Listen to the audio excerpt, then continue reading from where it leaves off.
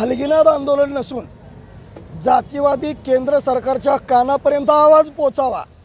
आजपर्यंत माननीय डॉक्टर राजेंद्र गवई साहेबांच्या राष्ट्रीय नेतृत्वाखाली आणि पश्चिम महाराष्ट्र महासचिव आमचे बॉस चंद्रकांतदादा कांबळे यांच्या मार्गदर्शनाखाली अनेकदा लेखी आणि तोंडी शासनाचे प्रतिनिधी म्हणून जिल्हाधिकाऱ्यांकडे आम्ही मागणी केलेली आहे, साहित्य सम्राट लोकशाहीर अण्णाभाऊ साठेंना भारतरत्न पुरस्कार द्या म्हणून।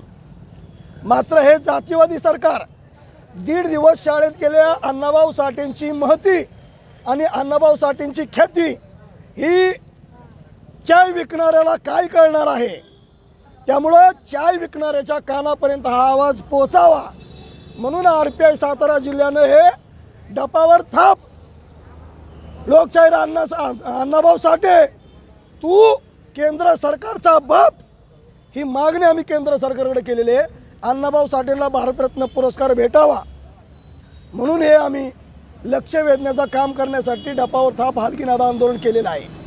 खरं म्हटलं तर भारतरत्न पुरस्काराचा चोथा या केंद्र सरकारने केलेला आहे। भारतरत्न पुरस्कार याला दिला जातो की ज्यानं देशाचं नाव अख्ख्या जगभर केलेलं आहे, मात्र त्या बदल्यात 1 रुपयाही घेतलेला नाही। आता सचिन तेंडुलकरनं भारत देशाचं नाव जगभर केलं, मात्र कोट्यावधी रुपये घेतले।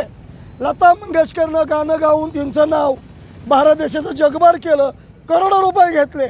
मात्र साहित्य सम्राट लोकशाहीर अण्णाभाऊ साठेंनी संयुक्त महाराष्ट्राची चळवळ, कथा, कादंबऱ्या, पक्कड हे सगळं 7 समुद्रापार जगभर प्रसिद्ध करूनही 1 रुपयाचं सुद्धा मानधन घेतलेलं नाही। त्याच पद्धतीनं भारतीय राज्यघटना लिहिणारे परमपूज्य डॉक्टर बाबासाहेब आंबेडकरांनी संविधान निर्मिती केली म्हणून 1 रुपया घेतलेला नाही।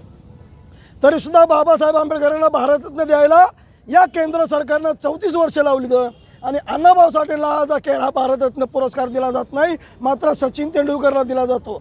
ज्या वेळेला अण्णाभाऊ साठे हे संयुक्त महाराष्ट्राच्या चळवळीत अग्रस्थानी होते त्यावेळेला सचिन तेंडुलकरला त्याच्या चड्डीची नाडी बांधता येत नव्हती, मात्र सचिन तेंडुलकर हा उच्चावर्णीय आहे म्हणून त्याला पुरस्कार दिला जातो आणि अण्णाभाऊ साठे हा मांग आहे म्हणून पुरस्कार दिला जात नाही। त्यामुळे केंद्र सरकारचा निषेध हा नोंदवून लोकशाही साहित्यरत्न अण्णाभाऊ साठेंना भारतरत्न पुरस्कार द्या ही मागणी सातारा जिल्ह्याच्या वतीनं, सगळ्या आघाड्यांच्या वतीनं, तालुकाध्यक्षांच्या वतीनं, युवक तालुकाध्यक्ष, महिला आघाडी, अल्पसंख्याक आघाडी, मुस्लिम आघाडी, कामगार आघाडी, युवती आघाडी या सगळ्या आघाड्यांच्या वतीने केंद्र सरकारकडे केलेले आहे। साहित्यरत्न लोकशाहीर अण्णाभाऊ साठेंना भारतरत्न पुरस्कार, साहित्यरत्न लोकशाहीर अण्णाभाऊ साठेंना भारतरत्न पुरस्कार।